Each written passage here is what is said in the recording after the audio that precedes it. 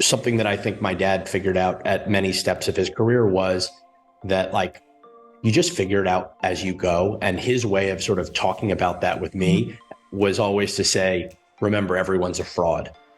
Mhm. And when he would say that, it was basically just to help give me confidence when I had sort of imposter syndrome, because it was something that he really understood as he was Mhm. building. He didn't have a blueprint, Mhm. and for what he was building in his career, he didn't have like some amazing mentor or some Mhm. teacher, and he just figured it out. And you work hard, and you try to treat people well, and you find yourself hopefully with some luck in sort of the right place in the right time. And so I've in many ways sort of modeled my career after him, which is going and doing things that I don't really have the right to do, but Mhm. that like nobody has the right to do.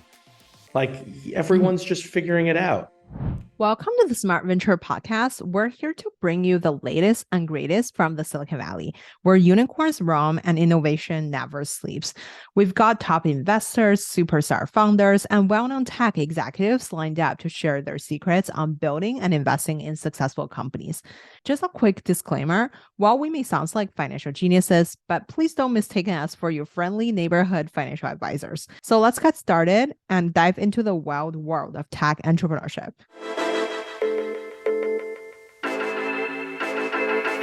Our sponsor, Alumni Ventures, offers individual investors access to venture investing through its diversified, professional-grade venture portfolios. The company's funds have consistently outperformed public market equivalents with over $1.1 billion raised and invested in over 1,100 portfolio companies. They have a dedicated team of 50 full-time venture investors and were the #1 most active venture firm in the US in 2022 and #3 globally according to PitchBook. Investing in venture capital can help reduce the overall portfolio risk and increase the likelihood of stronger returns. To learn more, visit av.vc/grace, that's av.vc/grace, and schedule a call. Investors must be accredited. Please note that all financial investments involve risk. Past performance does not guarantee future results, and it is important to conduct your own research and seek professional advice before making any investment decisions.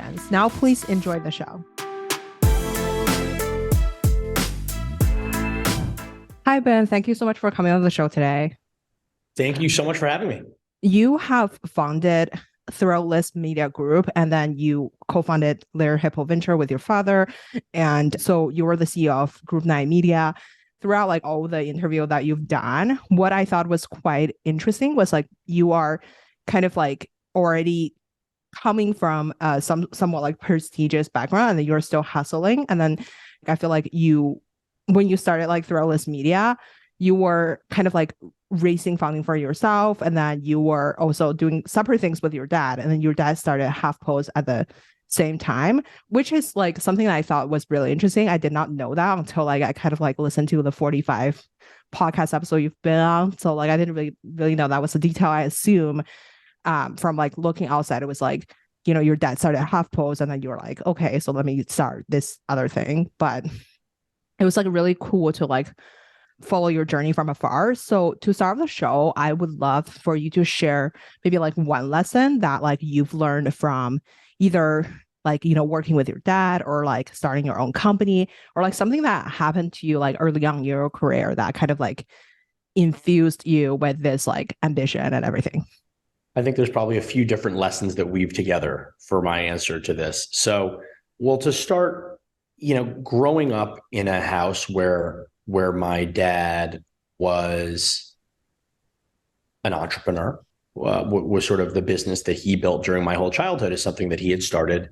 I think he's like a classic example of like a, real self-made person who sort of Mm-hmm. like didn't come from a particularly crazy like Mm-hmm. background and really sort of did it for himself. And I think that like there was something to just like the osmosis of growing up in a household where somebody is working really hard and takes a lot of pride in what they do and takes a lot of personal responsibility for what they do.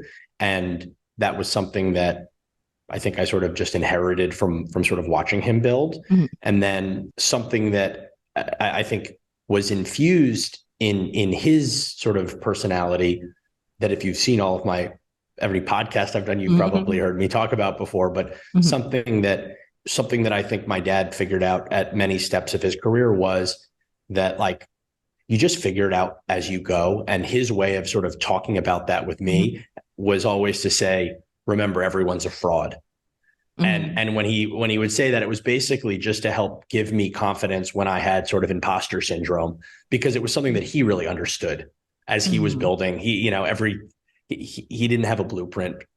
And for what he was building in his career, he didn't have like some amazing mentor or some teacher, and he just figured it out. And you work hard and you try to treat people well, and you find yourself hopefully with some luck in sort of the right place in the right time. And so I've, in many ways sort of modeled my career after him, which is going and doing things that I don't really have the right to do, but that like nobody has the right to do.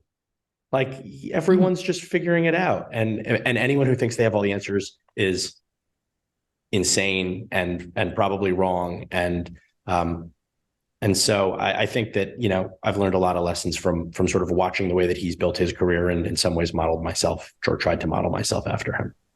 Do you feel like the part of your motivation coming from like, because he was so successful, so like you feel like you kind of wanted to surpass him to a degree, or like, is this like a competition thing, or like, do you feel like it's more just like seeing a role model and then like kind of like?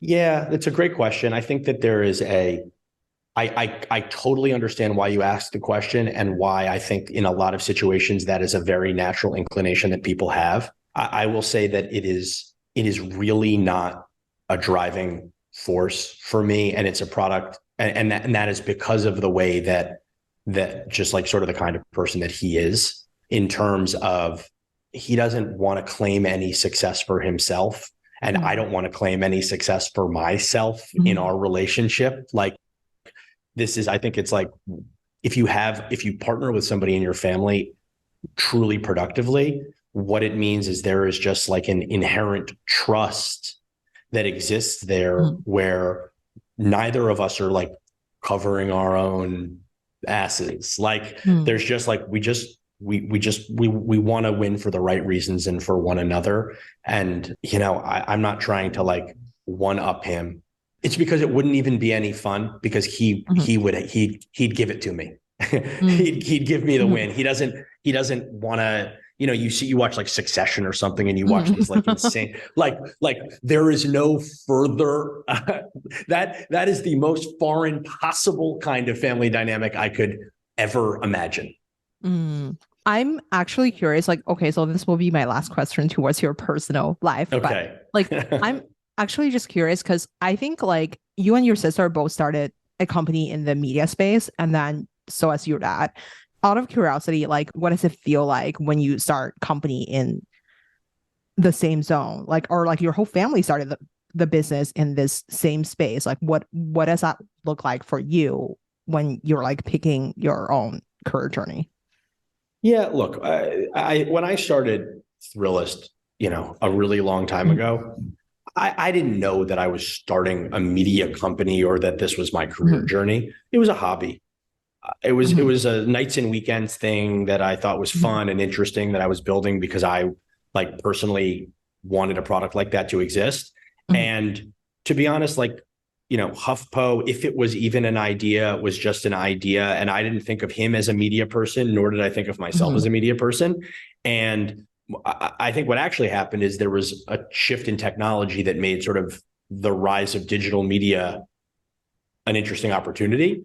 And growing up in New York, and sort of like, I always had an interest in media, but sort of peripherally, I don't think that it was intentional for either of us to work in media. And I don't honestly remember whether HuffPo or Thrillist got started first. So I don't think either of us were sort of following the other one. They were totally independent projects that both got some steam and sort of got built during the same era. The Dodo is the way more interesting one, where the idea that my sister ended up working in media and starting a brand was something that I would have never fathomed. She was, I didn't think of her as a business person. I thought of her as an academic and a passionate pet lover or an animal lover, but not really surprised by her interest in media, which I do think was probably more related to the family than either my father or my decision to sort of start a media company, because she had seen both of us doing it. And by the way, she probably looked at it and said, well, if these two morons can do it, I can certainly do it better, because I am way smarter than both of them, which is absolutely true. And it turns out that she probably built the best media business of all three of us in way less time. So kudos to her. That's really interesting. Like, I guess, who do you consider as on your personal board of advisors when it comes to career development? I've had some people that have been sort of mentors to me, either sort of explicitly or not explicitly. One of them is Bob Pittman, who was my first investor at Thrillist, and somebody who has just been really steady source of good advice over now a very long period of time.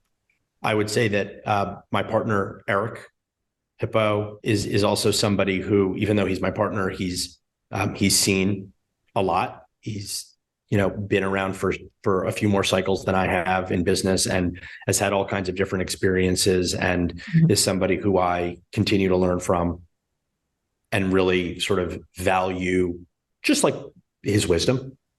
I would say interestingly, there's a group of folks who we've invested in over the years. I would say particularly in the early days. So those companies have gotten really mature.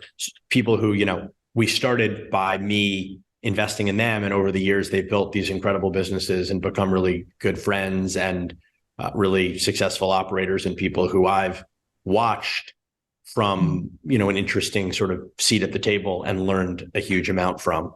And so it's funny when sort of those tables turn a little bit, and you end up sort of getting more than you give in a lot of these relationships. Totally. What do you think is like one skill that you're constantly trying to get better at? It could be like a soft skill like sales, or like a technical skill like coding, or financial modeling, stuff like that. Yeah. I'd say two things come to mind. The more important one is I'm trying to get better at listening. I'm a extrovert, type A, just like won't shut the fuck up, annoying person a lot of the time. And I'm working hard to do more listening and less talking. And maybe secondarily and quite differently, I'm trying to get better at being present in sort of whatever situation I'm in. And so I think it's really hard with Zoom. I think it's really hard with phones. I think it's really hard with, the world, and just trying to really sort of like bring my whole self to every interaction that I have. And look, it's connected to listening, but I think it goes a little deeper than that. And that's something that I and by the way, I'd say that extends very significantly into my personal life and how I, am as a father and as a friend and as a son and as a lot of things. Oh my God. Deep. Yeah, deep. No. I mean, I would say quite deep. And I actually mentioned at the beginning of, when we were talking beforehand, that I got back from Japan late last night, and I was there on vacation last week. And something that was just it was my first time there and was so striking to me is, like, culturally, it was it felt like a place where, unlike the sort of like go, grow US culture, it's like a culture of more. I was so drawn to what I thought was sort of a culture that was built around really appreciating every moment, like the attention to detail in everything, whether it's a meal that you have, or whether it's a, store that you go into, or, whether it's a public restroom, it doesn't really matter. Everything is so intentionally and beautifully created to, I think, to produce opportunities for being present. And so, I'm deeply focused on this in my life right now. Oh, wow. I do not know how to answer that or like how to like follow up with that, because that's a really beautiful observation. I definitely feel like Japan is famous for being really detail oriented, and then like the culture from East and West, coming from like China myself. So like I think it's like very different from like America. The culture is, like you said, like doing more or like going after what you want, and they're more on the shadow side of things, and then really focusing on, I guess, what's in front of them, because of they are really good at like making everything just like perfect, then just moving on to the next thing. So speaking of like starting a media company, so I want to give the audience a little bit background, and then maybe we'll just talk about like the media space in general. So you started this media company, and then you figure out like, okay, so the media company can drive a lot of traction to this like men fashion brand, and then you kind of bought this fashion brand who kind of like advertise with you guys, and then you guys see like mega traction. So after you bought this brand, you kind of like, okay, so now we're having both like the e-commerce side, and then there's the media side. And then on the media side, you kind of started like a bunch of like sub stuff. So for example, like the Super Composer. Yeah, Super Composer. And then there's like, I think what you were saying though is like, we tried everything.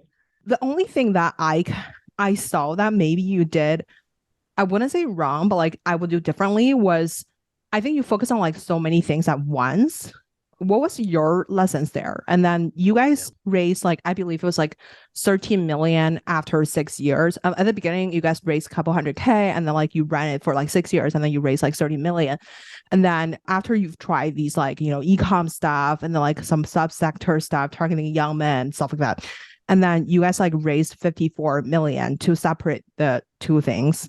And then later on, you bundled together with your sister's company, as well as like, I believe, Eric's company. So like basically you bundle everything together, and then Discovery Group gave you guys like 100 million. And then like later on, eventually that company was like acquired by Vox. So like this is like the general timeline. I'm curious, like what was happening there? And then like, what did you learn about the media space after working for so many years?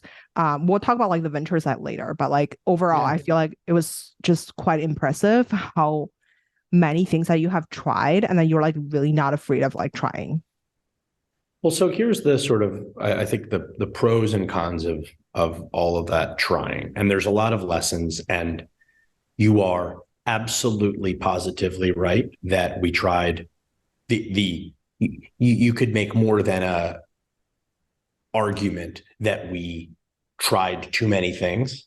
I think the reality of the trying all of the things was, it's almost like I spent 14 years trying to make up for the fact that I started a digital media company instead of something else, which is to say that I had aspirations to build a really big company. I mean, we talked about that. I just talked about sort of what I'm attracted to in terms of like Japanese culture versus the grow. But like part of that is also part of my attraction is that I have been guilty of that idea that if you're not growing, you're dying. And, you know, what is a venture outcome versus building a good company? And I set these goals for myself and for the business that were always about achieving some mythical, you know, fantasy, founder fantasy, enormous scaled thing. And chasing that was in direct, I would say, sort of contrast to the space that we were building in, where a great digital media business is not going to be worth $1 billion. It doesn't mean that there won't be one or two companies that sort of out of the enormous sea of venture-backed madness that happened around digital media, you won't have a few billion-dollar businesses. I think you will. I think Vox will be one of them. I think Penske will be one of them. I think we'll see what else ends up being one of them. But the reality is, to get there requires an aggressive M&A strategy, an incredibly diversified revenue base, massive scale, and in every case, raising hundreds of millions of dollars. And I think for me, we started in media. We started in an advertising supported business exclusively, saw the pros of that, but also the cons of it, wanted to find new revenue streams and monetize our user base, got into commerce, got into events, got into affiliate, got into, I mean, you name it. we tried to build that revenue line as we aspired to build something that could, at scale, have a financial profile that was sort of that drove like real scaled venture outcomes. And it was almost like, to some degree, the decision I made to build in the media space on day one was going to almost certainly prevent that from happening. And so, it's like 14 years later, a lot of kicking and screaming, and I think executing extraordinarily well relative to the rest of the market. But like, if it looks like a duck and it walks like a duck, like it's still a duck. And, as much as I wanted to make this feel like a software company or a marketplace company or some business that had like real tech leverage and real economies of scale, at the end of the day, we were a media company that employed a bunch of journalists. And it's a hard business model to turn a enormous profit on, as you've seen. We've now proven that out pretty clearly, that it's hard to scale versus companies that raise less and that remain maniacally focused on a singular business model, or maybe a dual revenue stream model, but one where they're building one brand in a really deliberate way. I look at a company like The Information as a good example of highly disciplined, highly patient, building off of their own balance sheet. And I look at how Jessica's built it, and I have a lot of respect for building that kind of a business. And in by the way, within our portfolio, I could look at a company like Axios, having done something pretty similar. And I think that those businesses, in some way, shape, or form, they learn from the mistakes of, over-financed digital media.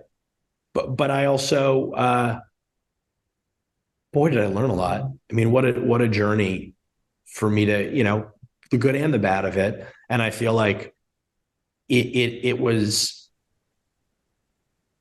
the education was invaluable, and to build in a space that is so challenging, it sharpens your elbows and it toughens up your skin, and it just makes you a warrior. And I look at business models now as a VC that are just like easier. And I, part of me wishes that I had chosen that path. But on the other hand, the lessons of building in a space that is that challenged, I think is probably in some way more valuable. A couple thoughts there. I think what you've done is very forward thinking back then, and then you're in the wrong sector. So this is why I think you're in the wrong sector, is because of like, I think from my understanding, like after I started my own media company, I also had the brave journey of fundraising, and I know how hard it is. People are like, media has no money.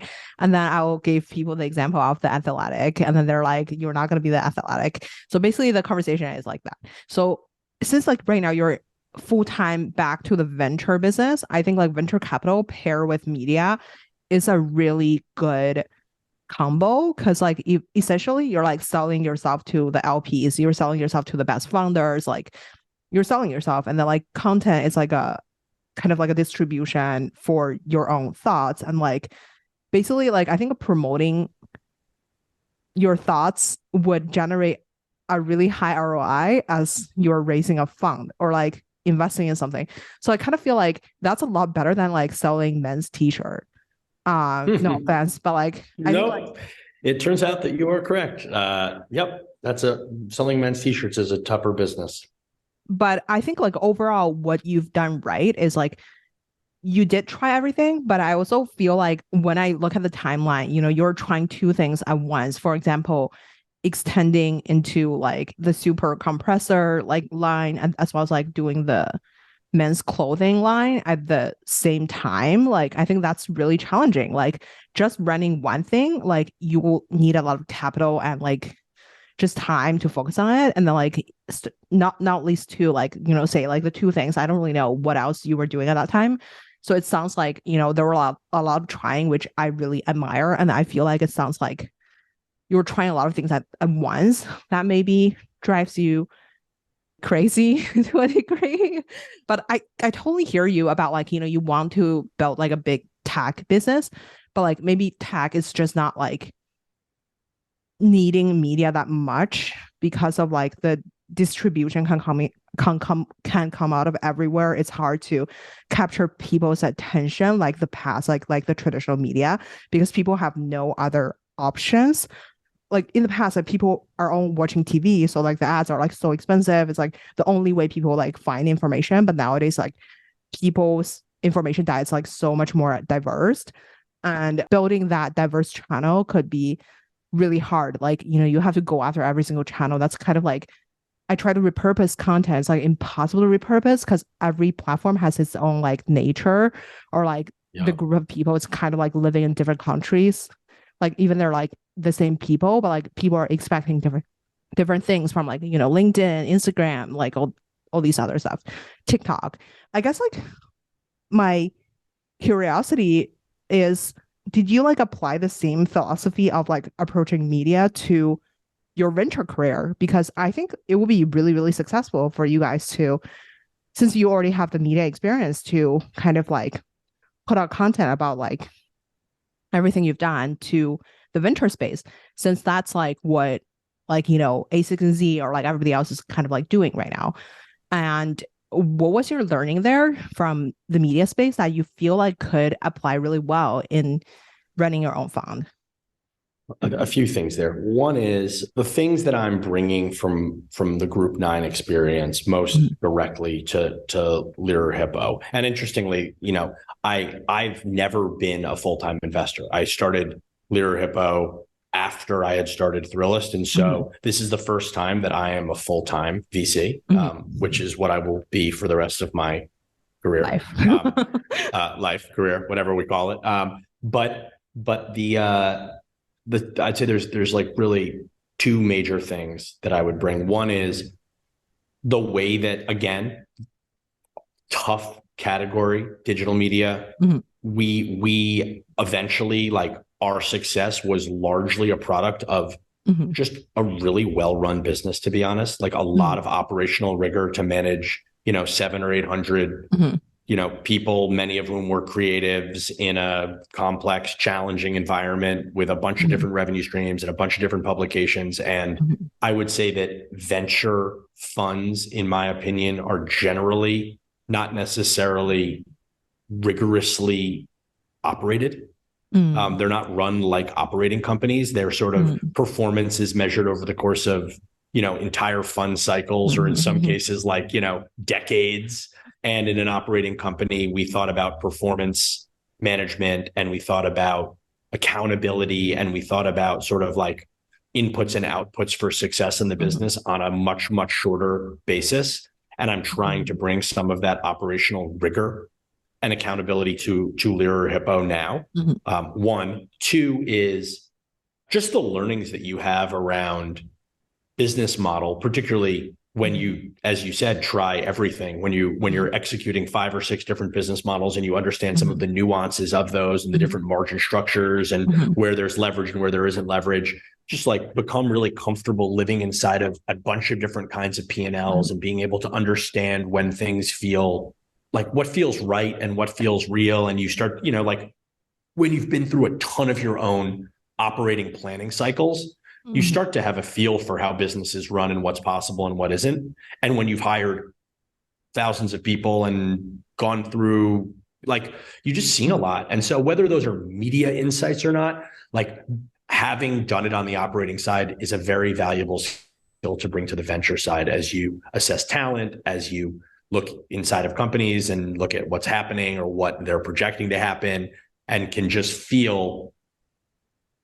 and just, you know, like that there's no substitute for that experience. And so those are the two things that I would say, like, I really bring from media, much more so than like our desire or my desire to be a content creator.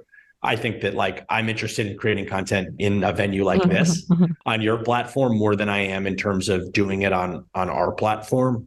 And that's maybe that won't be the case forever, but I do think that when I see this with entrepreneurs all the time, they build a business in one space, they go through an entire journey there, and they need a little break.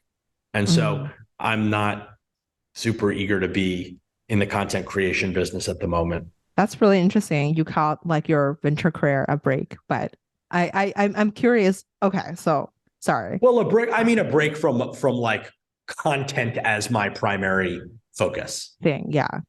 Content is hard. Like every single day, you have to pump up something to the society. It's like Content is exhausting. so extraordinarily hard. And look, like I think I sort of like because my perspectives around venture capital and media as a category have changed and become sort of more pessimistic over time. I don't want to shortchange what we did at Group 9. I mean, when we sold the business, we were north of 200 million in revenue. We were considerably profitable. I mean, we built a real business there, and I'm exquisitely proud of that. I do sometimes think that if we had started something else 14 years before in a different category, maybe we would have built something really, really, really, really, really enormous. Because I think it turned out that we were pretty good operators and sort of pretty good at what we did in a tough space. But again, I don't have a single regret about like that journey. And I got to work with so many amazing, talented people and learned really everything I know about business. Love that. I feel like you definitely needed a break in Japan, by the way. So it sounds like it was a really intensive business training program for like the past 10, 15 years. I think like one of the things I thought was really interesting is like, I wanted to hear your perspective about like, what does the future of media look like right now? We have like the founder of Substack on the show. So like, that's like a media platform that's like considered as like a media company. We are indirectly investors because one of our companies was acquired by Substack. So okay, we are Substack investors, and I really do like. Look, they built a high leverage media model, relative to the business that I built, for sure. On the other hand, we have The Athletic that's sold to New York Times for 550 billion after, I don't know, 7 years or something after they've built it. And then they're like building it as like a traditional media business, kind of focusing on the sports fans. And then they're like obviously hiring 90% of journalists or something after I've like researched about them. But like, I'm curious your thoughts on like, which path would you take if you're like starting over again? I've spent a bunch of time with the Athletic guys over the years and have a massive amount of respect for them. I would say that what the Athletic got right and what Substack in a different way got right was the idea of making sure from the first moment the company exists to be building something that people will pay for. If it's, I think all of our jobs, no matter what business we're in, we want to build something that if it went away tomorrow, people would care. Right? Like a bunch of people would be really upset if that thing didn't exist. That's part of, making anything. And I think in the case of the Athletic, they were maniacally focused on paid subscription from day one.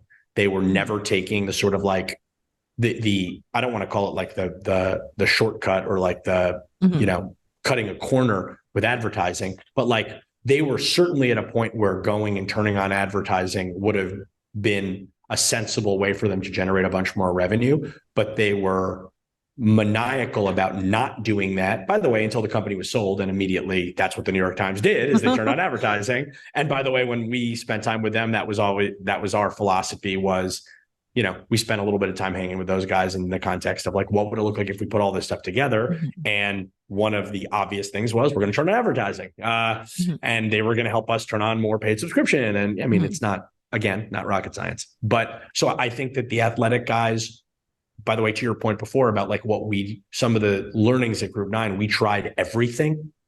they were maniacal. They were one category. They were sports. They were not like a very like broad product surface area.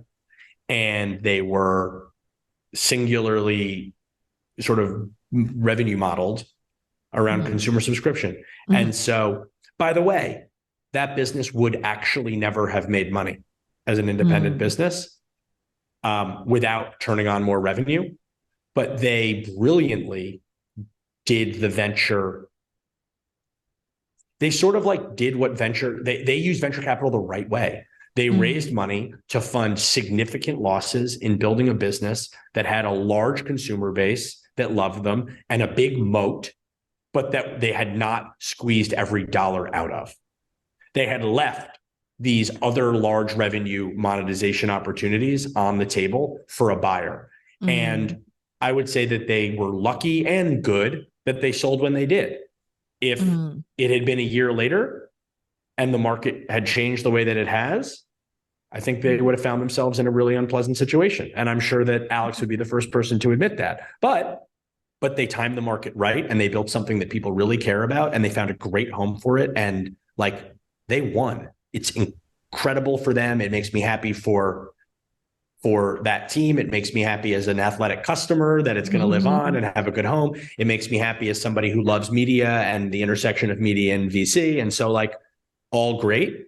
But this is a long answer to a question, which actually has a simple answer, which is those companies started in a better place, in a smarter place than we did, which was making sure that what they were building was something that people would really miss if it was gone. I believe that we ultimately created that with some of our brands at Group 9, but we got there through a bunch of mistakes and and making a bunch of stuff that probably wasn't all that important.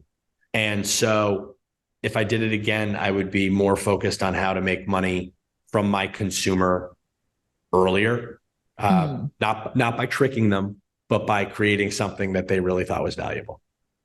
That's really interesting. Like, we think basically the opposite. Like, I kind of think I just go after whatever sector have money, right? Like last year we did crypto stuff, and then so this year's AI. So here's the thing. So I don't think like the buyer is going to be like the day-to-day consumer. Like, I don't think the big money is like living it if a person pay me like $10 per day or something. Because I think it's really hard to get on that number, like as a, I guess, like educational creator. So like if I'm like selling pants or like selling, sports stuff, like maybe I'll like shoot for like the mass market. But like, I feel like it's a lot easier to make money from the advertisers or just like maybe a field company in like a particular category.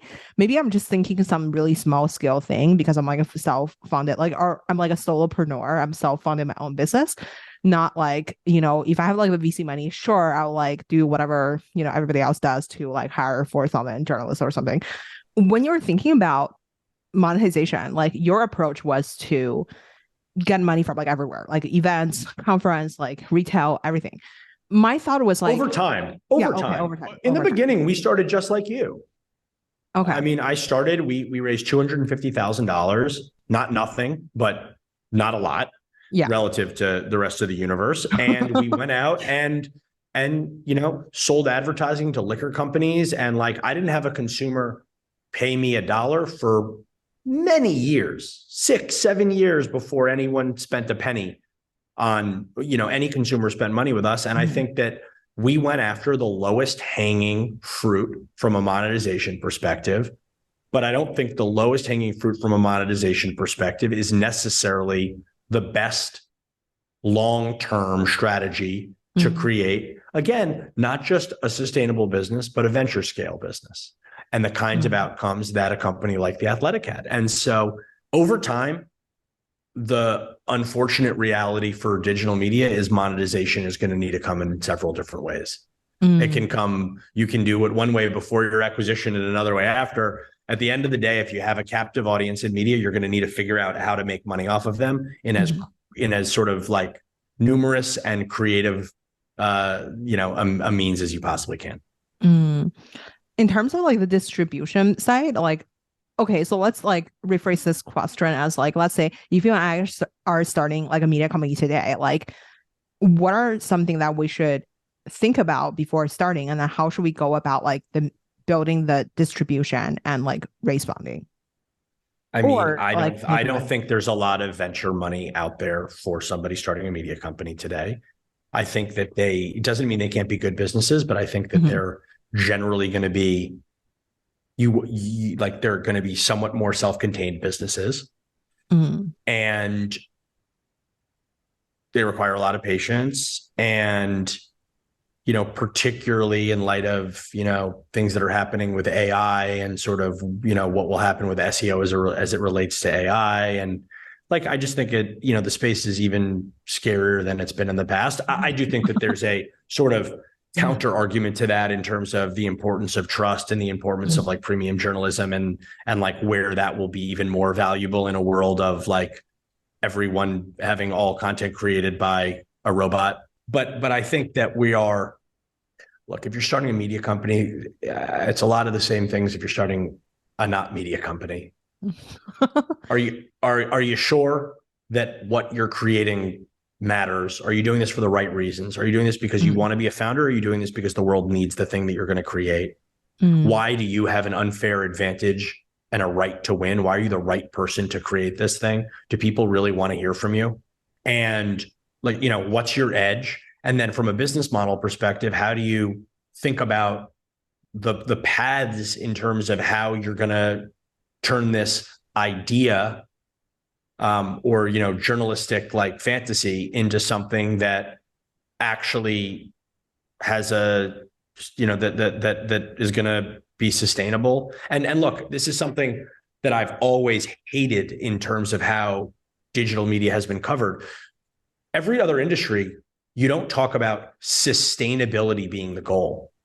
So like people are like, how do you build a sustainable digital media company? Basically, the idea of a company that like is just allowed to break even and exist is the goal. Mhm. In every other industry, a company that is like breaking even and just like allowed to not go out of business is not the like dream outcome. But in digital media, the fantasy is, can you build something that makes just enough money that it's still allowed to be around? Mhm. And I sort of refuse to like think that like media is this like special like magical thing that like needs a different set of rules. And like media should be looked at in the same vein as everything else. And like the criteria that we should use when we look at a company like anyone else is like, Mhm. this founder have right to win? Is the category going to be venture scale? Is there a big enough opportunity? Is there a business model that makes sense, that's believable for how this thing gets big? And like, what does big really mean? And is it like, can you underwrite a check to a range of outcomes that feel like you're going to make a bunch of money for your LPs? It's like media, it doesn't Mhm. matter the category. It matters the person. It matters and I think right now the opportunity, like the answer to that series of questions for most digital media is no. Mhm. Right now, it's like, does this really need to exist? And is there a business model that underpins it that really makes sense, that can scale? And is sort of like the risk worth the reward? I think generally speaking, that the venture math says not a great place to put your money right now. Um, We talk about like the athletic, right? Like, so what were they doing like differently than like the rest of the crowd? Because like obviously sports is not like something that was like born yesterday or something.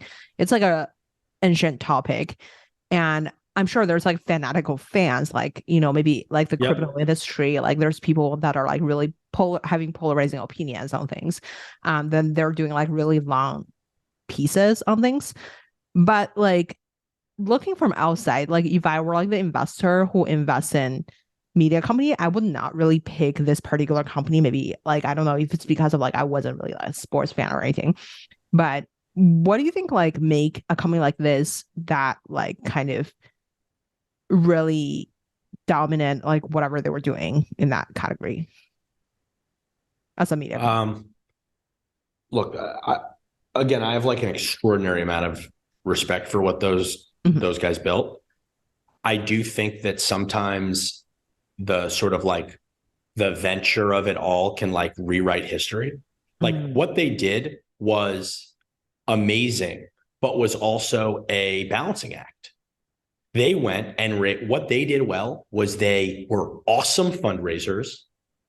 They went into a category that had a super passionate audience built in, going sort of, city by city, team by team, in terms of like finding these like super passionate fan bases that it turned out they took a risk on, would these people pay? And the answer was yes.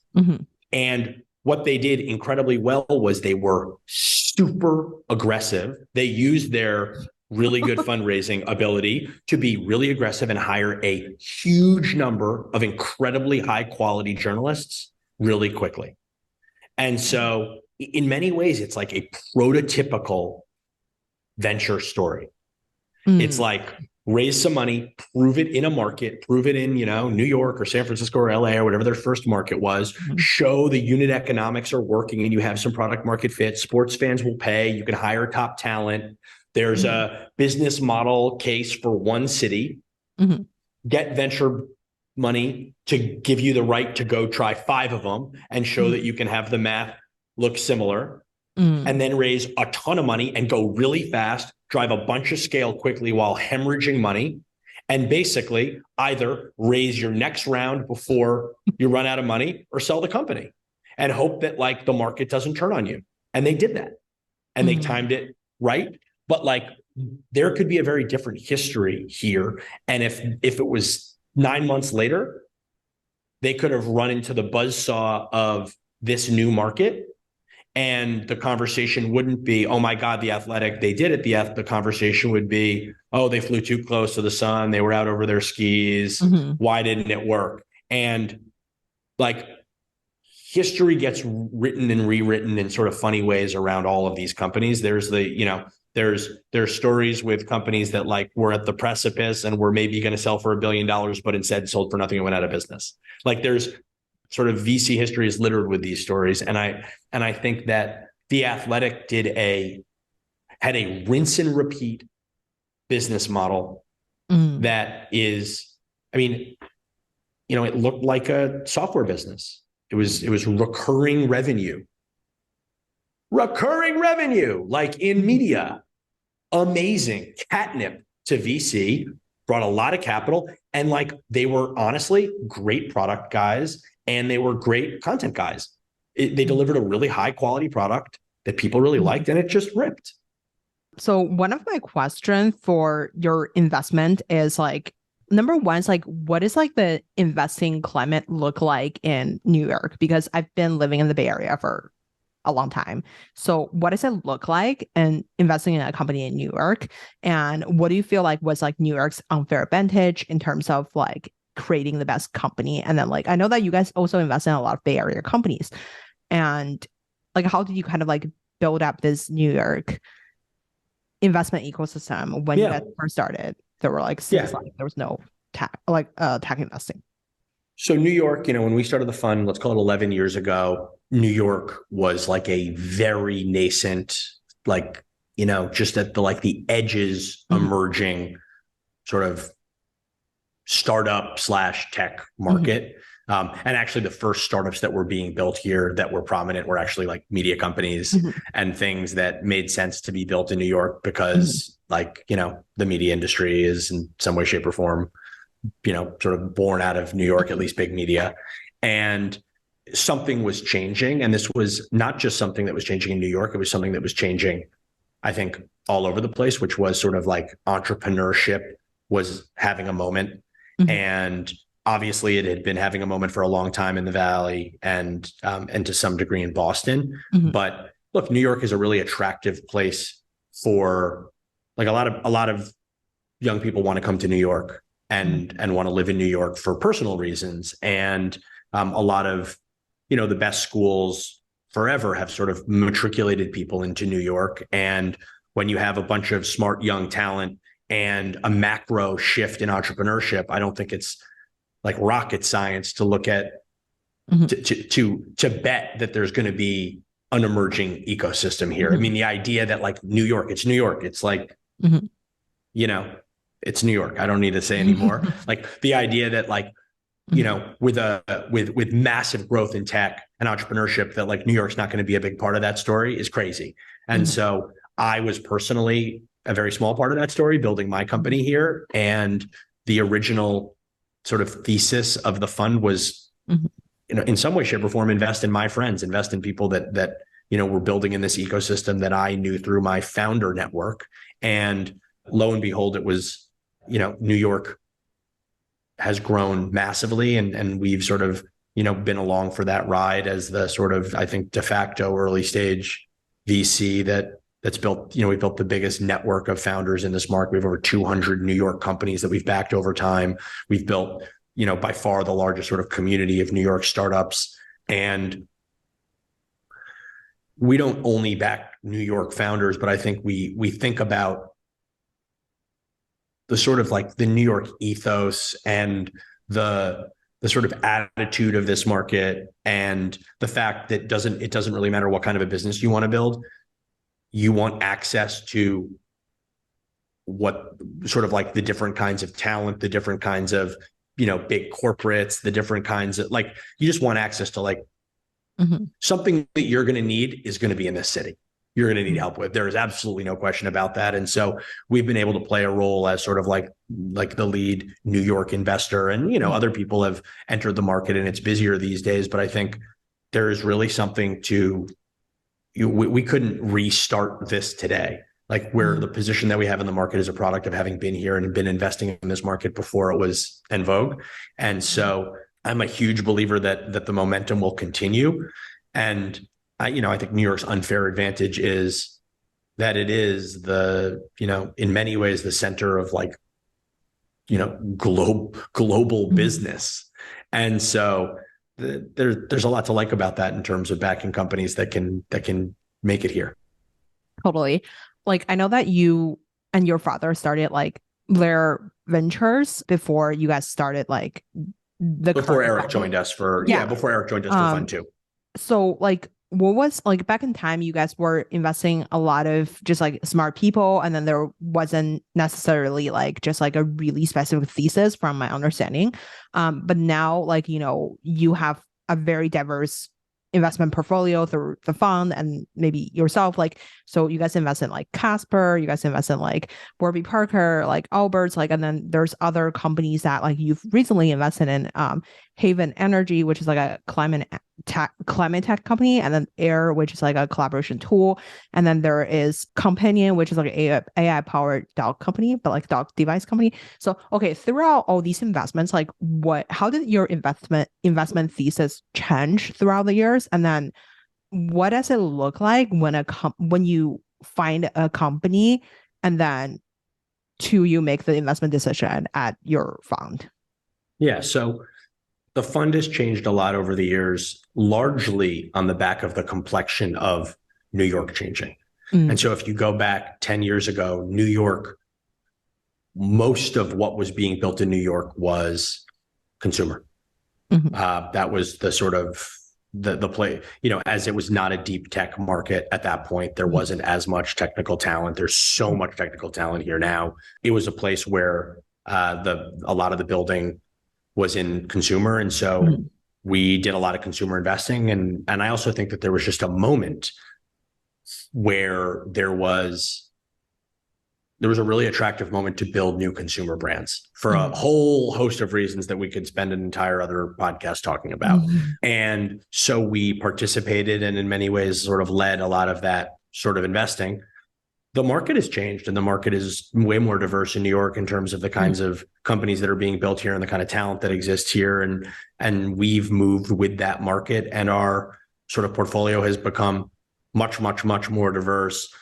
I would say at this point, significantly more than half of what we do is not consumer. And we're investing, the areas that we're most excited about are areas like robotics, areas like energy transition, certainly areas around generative AI, although, another whole podcast could be spent talking about the sort of pros and cons of the stuff that's happening there in the early stage right now, areas like robotics. And we're finding ourselves with an increasingly diverse and I think much more interesting portfolio than we used to have. And if you look at the sort of like, unicorns or whatever within our portfolio, the majority of them now are not the kinds of businesses that you might have associated us with when we were, the first investor in an Allbirds or a Casper or a Warby, 6, 7, 8, 9, 10 years ago. And so evolution. And then I would say specifically in terms of like our process, as I think is the case with almost any early stage investor, team is our first priority, but like team in terms of founder market fit, right to win. And then overall, just like our belief that like the space that they're building in is on the right side of history and is part of what we think an inevitable future looks like is really important to us. We are less obsessed with like early traction and success metrics because we think those can often be sort of misleading or can shape our thinking too much and sort of distract us from a team that we don't actually think is great, but oh my God, the metrics. And so we, over time, I think we've continued to believe in the importance of team, but team, not blindly, team when put against a business that they are the right fit to build. And so, our process is high conviction. Deals go to die here when everybody likes it. We need a little bit of controversy. We need somebody who pounds the table. We like deals that are not like overwhelmingly obvious. I think that most of the obvious hot stuff ends up being eventually disappointing. They end up getting overfinanced and people pay up too much early. And most of them, it's just like it's like the kid in middle school who peaks too early or something.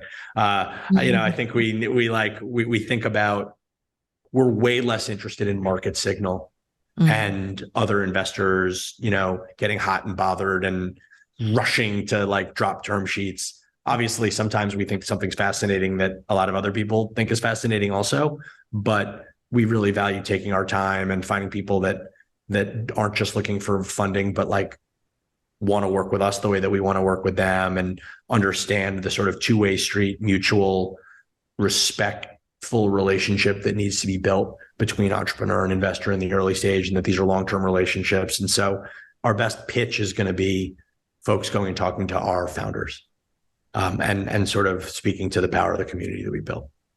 In terms of like, you mentioned there's like a shift between like the beginning, it was like a lot of like consumer tech company. And then now you guys invest in like, robotics or, generative AI or like climate tech companies. Like basically, how do you build the deal flow to attract these companies, as well as why do you feel like those specific sector besides AI, is where you want to invest in?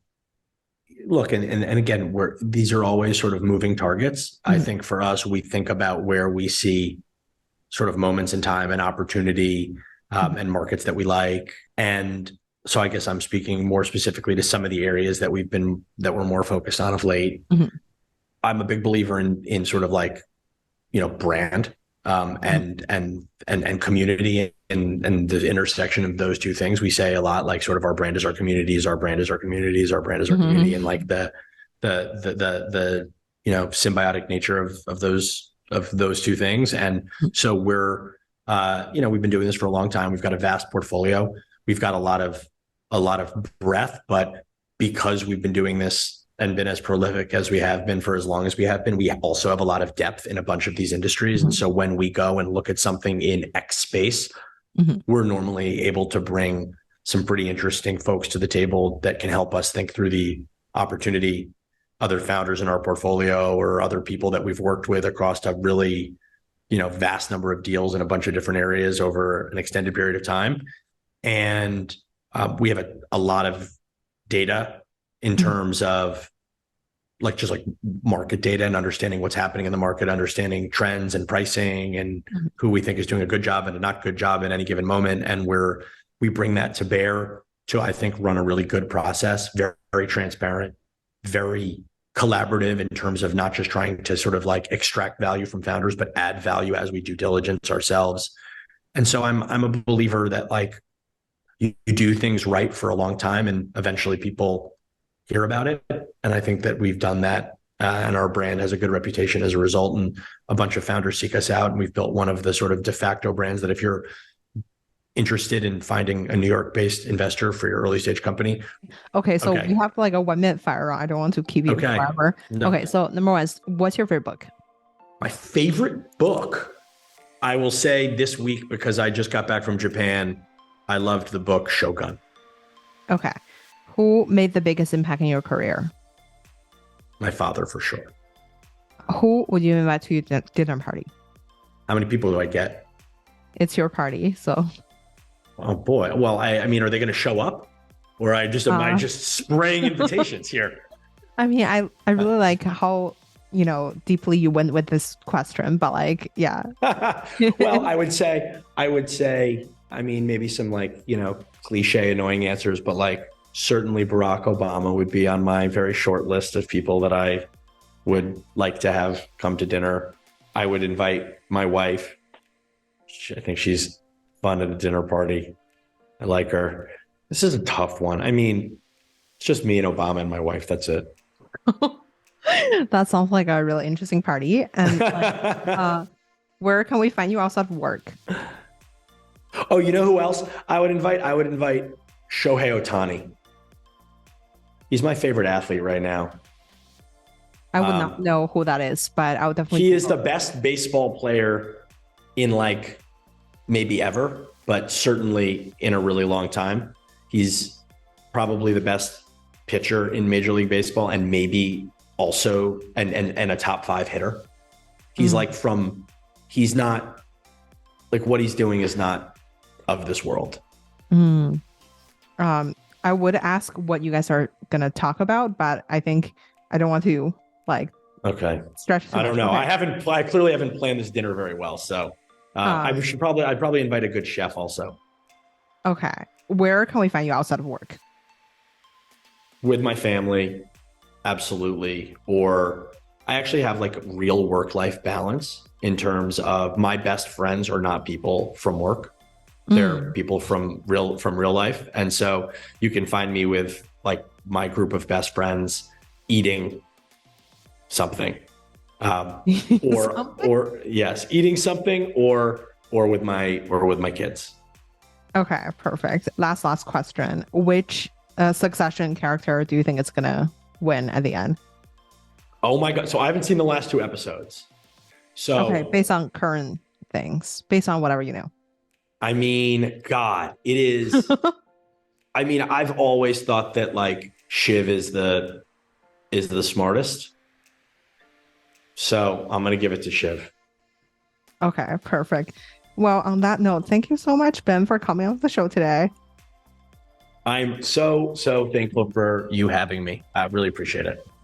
Thanks for tuning into Smart Venture Podcast. If you learned something from the episode or even just mildly tolerated me, please subscribe and leave a 5-star rating.